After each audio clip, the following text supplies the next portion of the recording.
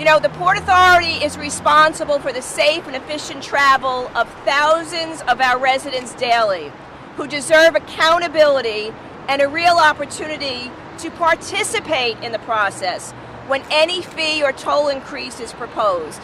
You know, in July, an audit was conducted, and they found out that the Port Authority could have saved $22 million a year if they had better oversight and better documentation of service contracts. Last year alone, we found out there was $85 million of overtime.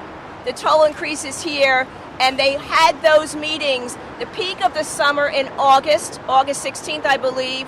Most people were on vacation. They had them held in one day, 8 a.m. in the morning, 6 p.m. in the evening, and there was nobody there, and that this is an issue that affects all commuters, families, students, working families, wealthy families, those struggling to make ends meet. I'm thrilled that we are working together in a bipartisan, bi-state way. This legislative reform can only happen with the support of both states. So why are we together from both sides of the bridge, if you will?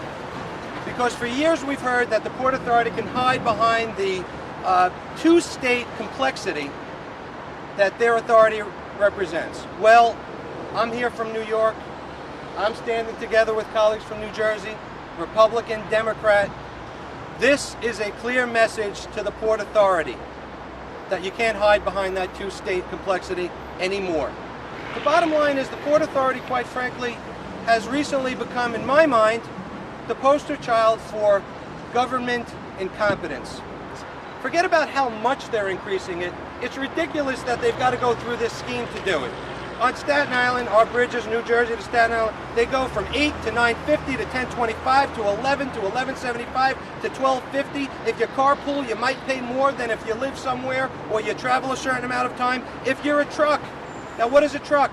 A truck is bringing the goods to all our markets. Eggs, bread, milk. You go from $16 to 20 to 24 to 28 to 32 to 36, from 48 to 72 to 84 to 96 to $108. I mean, are they blind to the reality around us, the economic crisis we find ourselves in? And that's wrong.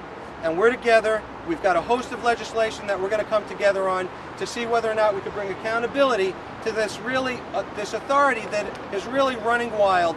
So this is not a simple, quote, user fee.